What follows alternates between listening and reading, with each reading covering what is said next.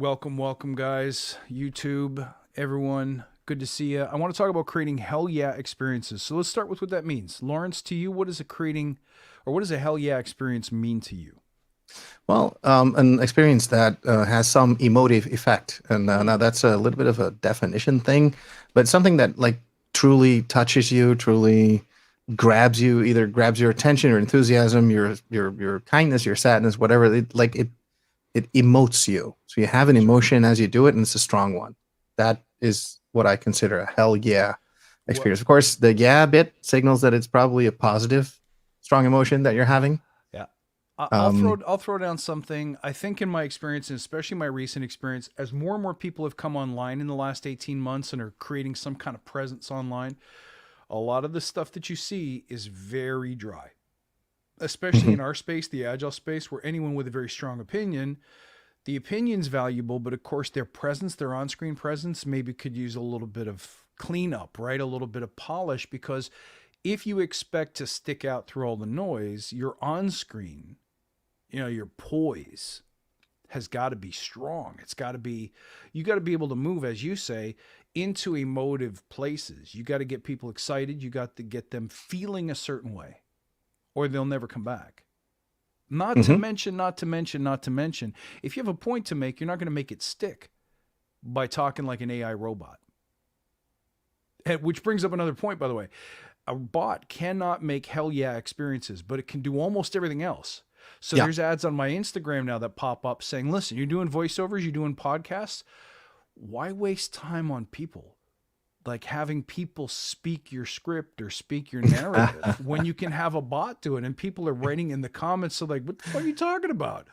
Right? Why would you not want to have a human being behind the mic? But apparently this is a good option for some people, or at least that's how it's being marketed.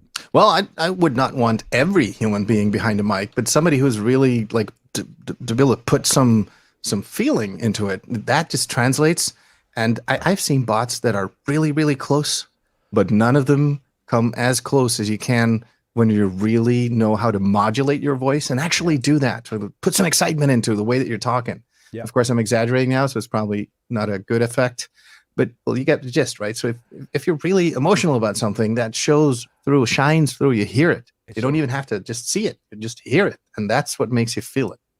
so that's why we wanted to talk about this today, is because any of you who are doing agile conferences as a coach, you're standing in front of a team room. If you're online in any way, podcast, video blog, YouTube channel, online webinars, whether that's your product or whether that's just part of your job being in a Zoom meeting, you have to be able to connect with people. And there's all this religious stuff about how, well, you have to have cameras on in order to connect with people.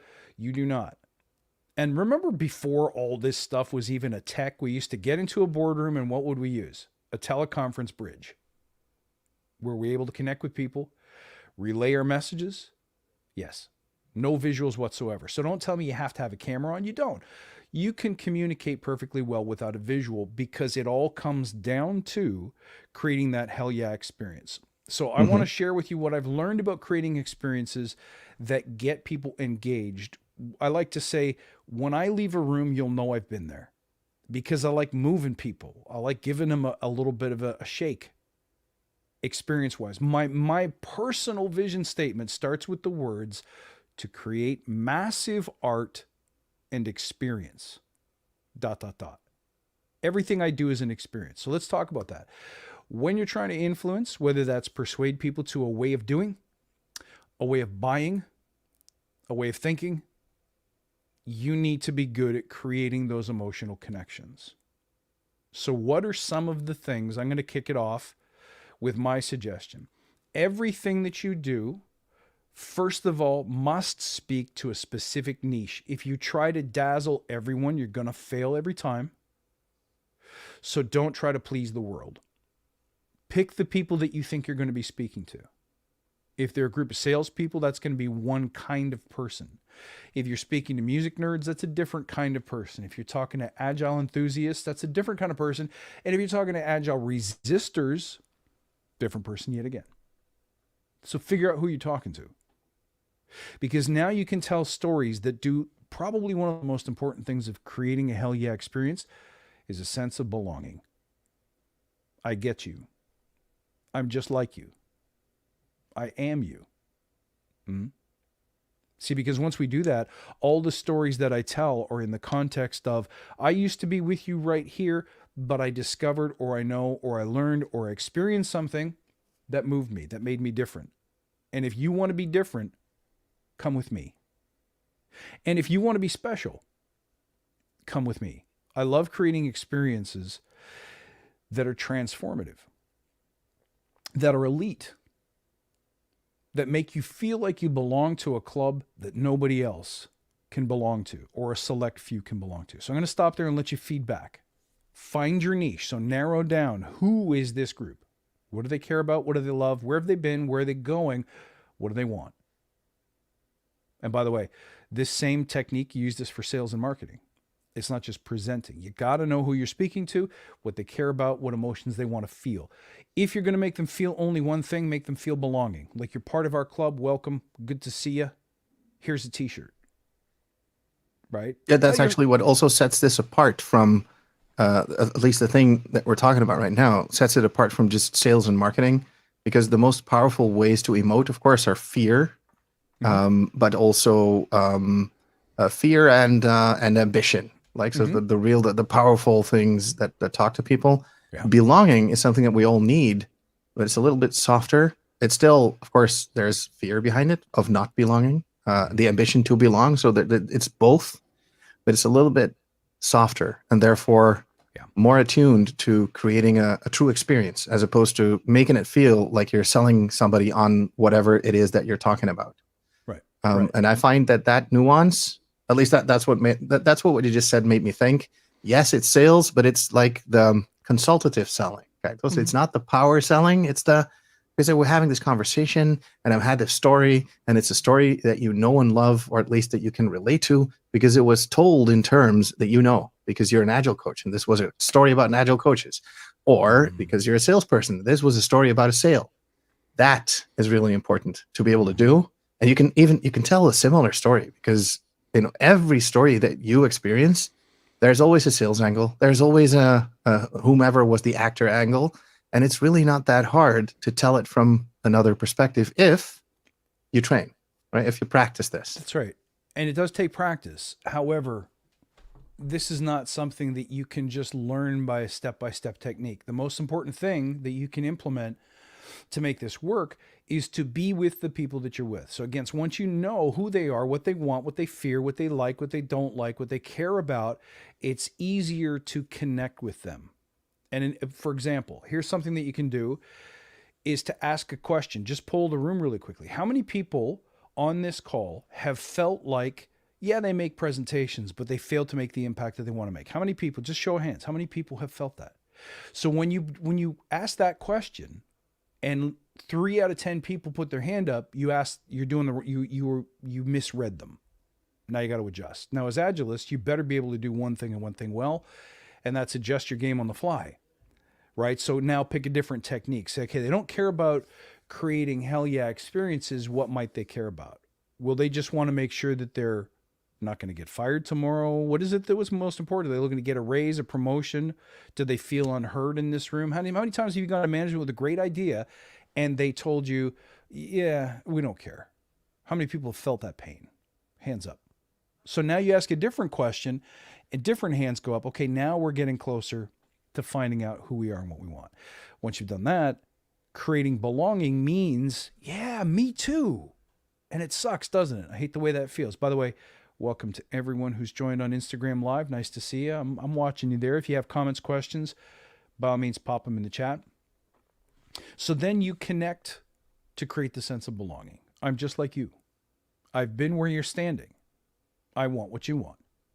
We are aligned. There's nothing like that sense of alignment to create a Hellyeah experience. It's us against the world. Really? Yeah. Yeah, people like that. And also, there's something about creating a justification of purpose. So when we say to those people in the room, we're all about, let's take the management question. Management won't listen to us. We've all shared that experience. I'm just like you. I've been where you're standing. I feel that pain. I know how it feels. We need to change that, don't we? How many times have we had our ideas rejected and they were really good ideas? How many times, because we didn't have the skills to influence or change a leader's mind, have we failed to deliver on a team vision? We need to fix that.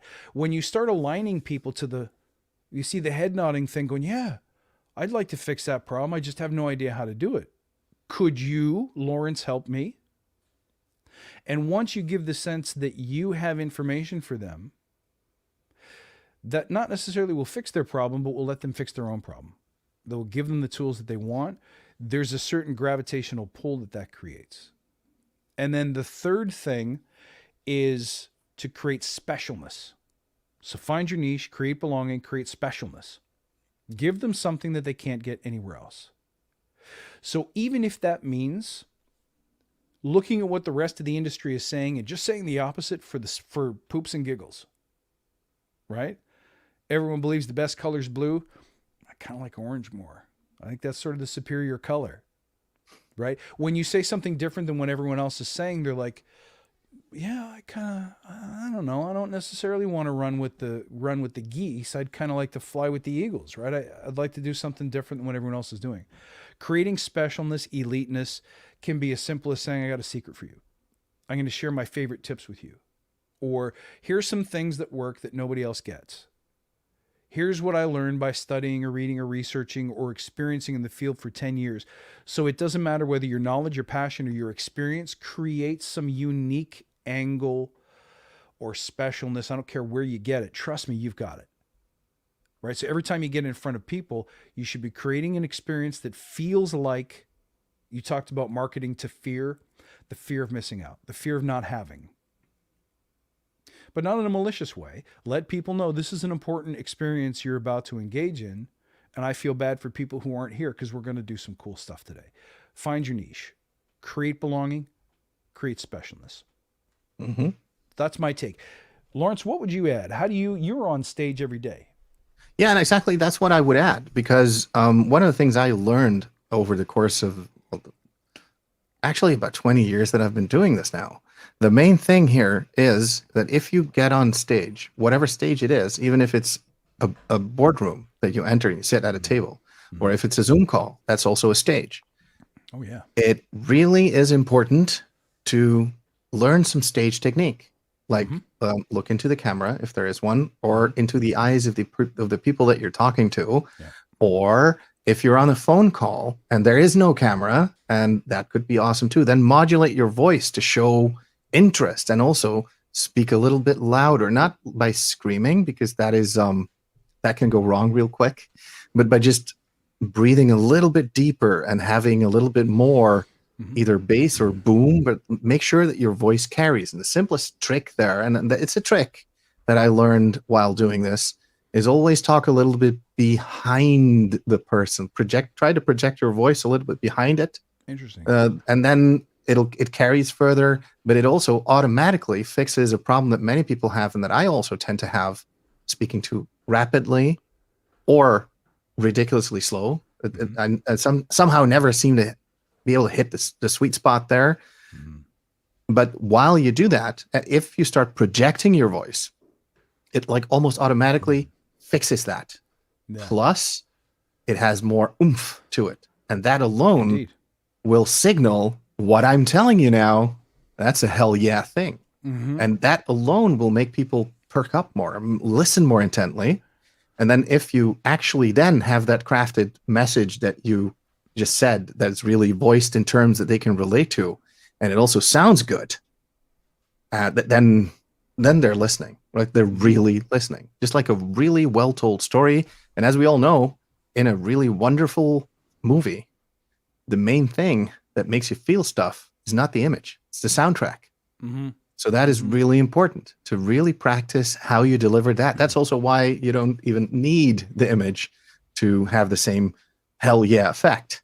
If they get the message delivered in an awesome way, in a well-crafted way, not overly crafted, just well-crafted, then it'll hit the sweet spot of essentially triggering emotion in people, and a positive one. Either they're thinking, I want to be able to do this too, or they're thinking, I'm going to get after this this idea that currently popped into my mind, the inspiration I just got, and they're probably thinking both. Good, well said. Just on the note of audio experience, my friend VHS Drummer is here. Follow him if you dig '80s music. I love drummers. Ever since I was a kid, I loved drums, and I wished I could have had a set when I was a kid. So he makes these great videos where he plays on top of a lot of '80s stuff, like he did the Ghostbusters soundtrack. He did a couple of other '80s tunes. It was really cool to hear him. So he plays on his own kit over top of the music. Check him out, and he does it with the VHS filter on Instagram. I guess that's hence the name. But check him out. He's very good. He's my friend from Italy. His name is Andrea. So welcome. Let's go next level now. So let's say you make connection. That's wonderful. And a note on speed. Speed of speech isn't really a problem. Tony Robbins speaks exceptionally quickly.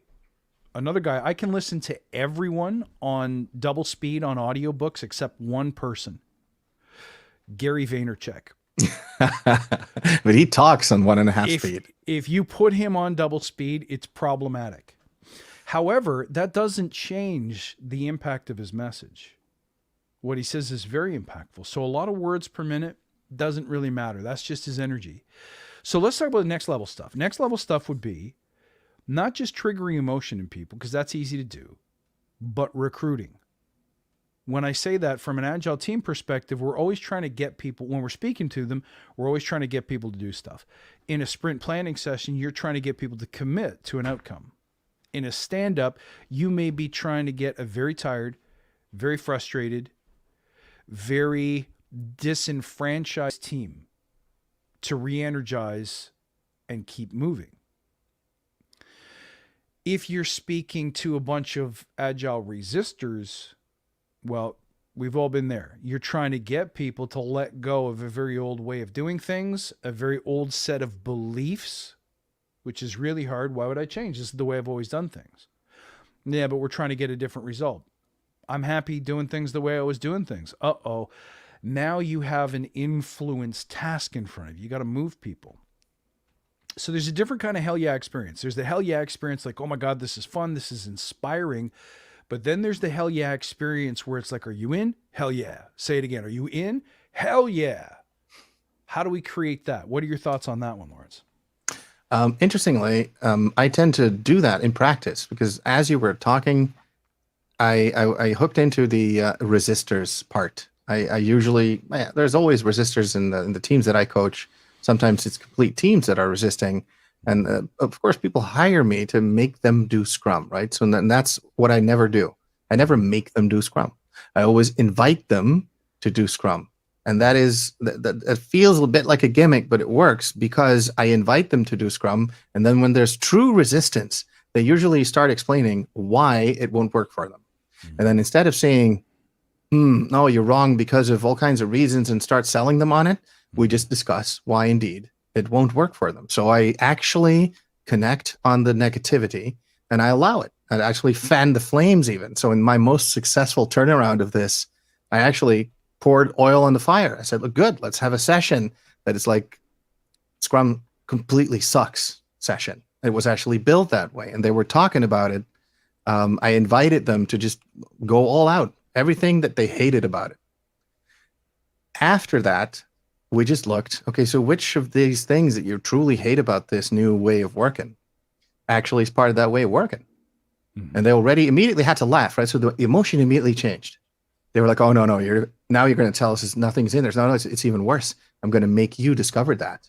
And then they had fun just chipping away. And now they had fun reading the Scrum Guide. Mm-hmm. And nobody has fun reading the Scrum Guide. I mean, maybe Andy, who's also on the call here, he has fun reading the Scrum Guide. But I mean, that's Andy. Most people don't. And that means now I had this negative crowd. They really hated this. And then they started reading it to just prove me wrong.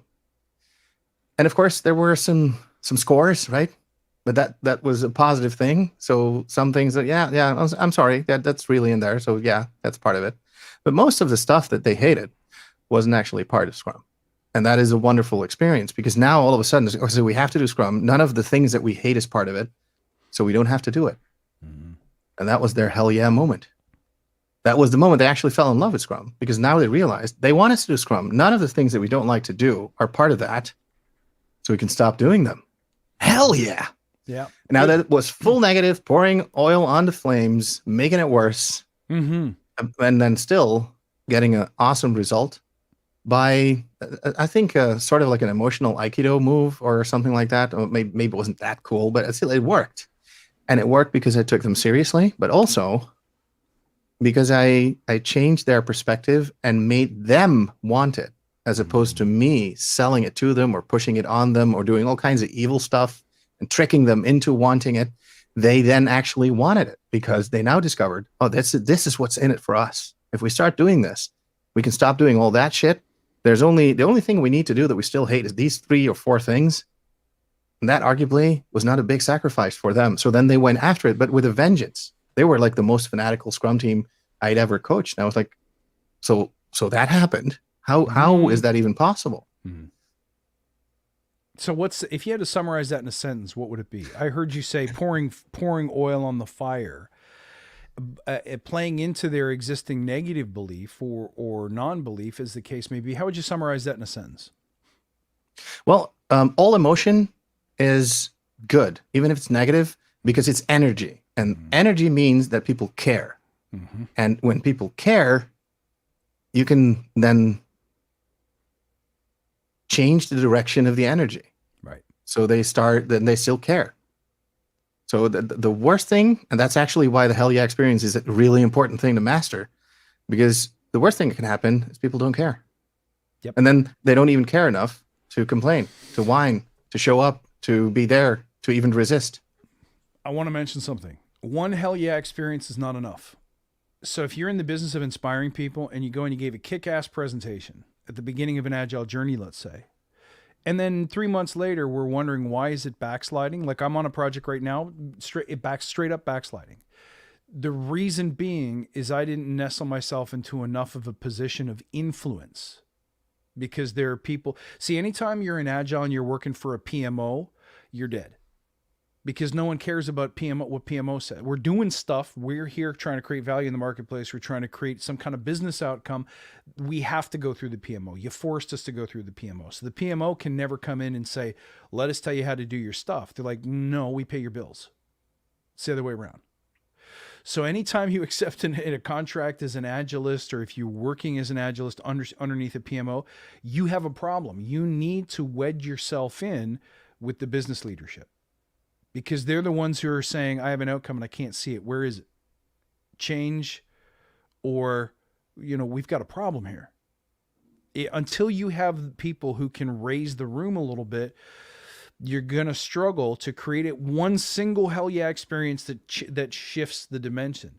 You have to create them almost every day. Every stand-up. You've got to be capable of delivering a Hellyeah experience. So you gave the example of creating an emotion no matter what the emotion is, even if that emotion plays to their negativity or lack of belief. I'm going to throw down one more thing. A shared sense of inspiring purpose. So when I created Badass Agile, I particularly created a concentrated version. Think of like orange juice concentrate. It's orange juice, but you have to add water or it's too much. So I created a concentrate of my favorite, most effective tactics. And that was about going against the grain, creating an elite tribe of people who were not doing the Agile things by script, but being Agile, and that the most important Scrum Agile skills you need to develop are courage, grit, discipline, and vision. Oh, and by the way, if you could do those 4 things, you can be CEO of any company. You can create your own shop. You can be an entrepreneur. You can be an innovator. You can change the world. So see how I just took you to the ladder of being a dude or dudette in an Agile boiler room to Nelson Mandela, right? You can change the world. We can make a difference here. What do we believe? So the Badass Agile guy, I'm not saying it was a fictional character, but it was the most ideal expression of myself and what I wanted. And by showing that person as a person who's deeply rooted in purpose, and all of my actions have to align to that purpose, Oh, and when you do, you hit home runs. And everyone who encounters you goes, who's that? I don't know that guy. Is he new? Who was that? Who's that guy? Right? Or if they already know you, they're like, you've changed. What happened? Right? Did you lose weight? You've been on a diet? You've been eating so your skin seems to glow. Like you're all of a sudden, you're a different person because A, you're purpose driven, and B, that purpose drive is hitting home runs. When you can create that sense of belonging in a room, you have a hell yeah moment. Because now you can say, who's in? Right? So you paint a picture of the future that's so emotionally compelling, that speaks to the values of the people in the room. It may not necessarily speak to yours. And this is important, guys, because I think a Scrum Master Agile coach doesn't need to know what you do or how to do it in order to make you better at it. A great Scrum Master or coach can just look around and say, what do you want? What do you care about? What do you value? Who's your avatar? Who are you trying to please? Who are you trying to help? How does what you're doing change the world? How could we do more stuff that makes the world more changeable? What could we do to make lasting impact here? And now all of a sudden, you're not talking about delivering software on time. You're talking about making impact, changing the company, changing the customer, changing their lives, changing your opportunities, changing their opportunities, fixing big problems, right? Don't we love fixing big problems as especially as tech people? Imagine a world in which you no longer have to wait 3 days to get a response from support. Imagine a world in which you no longer have to reboot Instagram 3 times before the live feed button starts to work. Well, that sounds like something that could have happened recently. Right. When you connect people to a greater sense of purpose, that's where the hell yeah comes from. It's like, who wants some? Hell yeah. Who wants some? Hell yeah. And it gets bigger and bigger and bigger when the sense of purpose is grander. So shoot big. If you want to create hell yeah moments, don't just come in and say, all right, guys, we have a sprint plan that has us releasing version 2.01.1.4.7.9 by next Tuesday. That's not inspiring. That's not a hell yeah moment. But when you come in and say, who's ready to completely destroy the competition today? Who is ready to light your customers on fire? And here's how we're going to do it. And we're going to do it by next Thursday. That's like a different kind of speech. Does that make sense? So shared purpose matters. And no one rallies around delivering version X.Y.Z by next Thursday, but people rally around the impact that we're going to make. Mm-hmm. The love that we're going to feel, that we're going to get, the adventures that we're going to have together, that's what people rally around. So let's just recap everything we've learned today. Create hell yeah experiences as a speaker, as a presenter, as a coach. One-to-one, one-to-many doesn't matter. Over Zoom, in person does not matter. Video, audio does not matter. Number 1, zero in. Who's your niche? Don't try to please everyone. Just find that one person or that one group. Then make them belong. Show them that you have a shared sense of values, that you are where they are, you know who they are, you feel them, not just see them. And then create specialness. To which, Lawrence, you added create emotion, stir emotion, positive or negative, kind of doesn't matter. Know how to stir emotion. And then finally, rally around a shared sense of purpose and make that purpose 10 times bigger than you think it should be.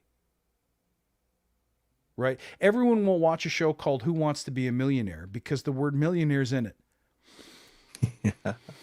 So who wants to win 10K is just not as appealing. That's right. Who'd like to win $456? No one's of course, everybody should say yes, like from a game theory perspective, but still, the emotion is less. That's right. Okay. Any questions or comments from the crew out there in Instagram land? Anything you want to add? Anything you want to ask? Well, I see Mr. Coleman there, and he's bound to have a couple of questions for sure, if he's still listening, of course. I got some homework for you. Go out today and research, like do a search on something you want to learn more about, but do the Google search on Google Video. not regular Google, like not just the standard Google results. Have only video results display. Watch the top 3 videos that are ranked in terms of answers to your question. Watch the video for 5 minutes and tell me how many presentations are dry, boring, uninspiring, reading off the slides, reading off a script. You'll get a very strong sense very quickly that 90% of people don't bother to create Hellyeah experiences. Guys, it is not what you say. I could do a presentation about how carrots are orange and have you leave in tears. It's not what you say. It's how you communicate it and the emotions you're able to stir and the connections you're able to make while you're doing it. Because, guys, there's nothing new about Agile. It's 12 simple principles. It's 4 little chunky things in the manifesto. It's not really changing much. What's missing in our industry is the ability to stir the pot. And that is true if you're in sales. That is true if you're in marketing. That is true if you are a coach and a scrum master. That is true if you're presenting to executives. That is true if you're going to go do conference work, if you're going to make a podcast, if you're going to start a video series. If you're communicating, you have to create Hellyeah experiences. So, do you have any inspiring books you recommend that focus on the use of language when presenting? Language when presenting. Lawrence, anything come to mind? Well, actually, the latest book by David Marquet, the From Turn the Ship Around, that was the first book that he wrote. But the latest book that he's written is all about language. It's exactly about, this question. The book is called Leadership is Language. And it really, it's of course a little bit geeky because it really talks to all the essence and nuances of language. But there's wonderful examples in there how just changing how you say something really impacts the impact that you're making with the message. And that it's all in just a subtle word change. And I don't have any examples of it at the ready right now, but I do remember that reading that book was it really changed me also in the way that the book was written, right? So the book essentially drinks its own champagne, but it's the wonderful examples in there of leaders making a completely different impact by just changing a few words, therefore actually doing exactly what we're talking about today, changing it from a okay experience to a okay experience. It's the same words. It's just different way to phrase it. Something occurred to me. Don't read books. Watch masters in action. And people who must, in all cases, their job depends on stirring emotions, comedians. There's 2 I think you should watch. Dave Chappelle is one. And watch, there's one that he does where it's just him in a very small club and his tone changes dramatically when he's in an intimate setting. Check that out. Also check out Steve Harvey. Not the Family Feud stuff that he does now, but his comedy from 20 years ago was so on point in terms of tone and storytelling. He's got a story. See if you can Google this. Steve Harvey talking about the time he barely had enough money to make a gig. And it wasn't even going to pay enough for his gas home or something like that. Dude, that story, the way he strings you along and he speeds you up and slows you down, mastery. Guy's a master of the craft. Trying to think of who else have I been listening to lately that was really good. It'll come to me. I've been listening to a ton of audiobooks lately. I'll see if I can recall who I was listening to. Well, actually, that's an interesting way to also read books, just by listening to them, because the effect, honestly, is the same. So you can also listen to Leadership as Language. I'm going to do that right now. I'm going to get the audiobook for it. Awesome. Good point. So, go ahead. No, anything else? Because I think we kind of nailed this. But maybe there's an extra tidbit. In 35 minutes, I think we delivered a ton of value there, guys. I hope you enjoyed this. And I'm glad we did this one because normally we would go on a bit of a rant on the current state of things. That tends to be what we focus on. Like this is awful. This is better. But what I like today is that it was more instructive. It's like a how-to.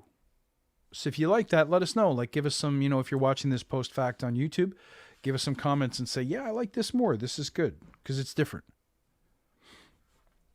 Leadership is Wonderful. language. Writing it down. All right, guys. Thank you for joining today. I'm glad to have you here. I hope this helped you. And we look forward to seeing you 1 week's time, Wednesday, 11 a.m. EST. Thank you all for joining. We'll catch you later. Lawrence, good to see you. Yeah, good to see you too.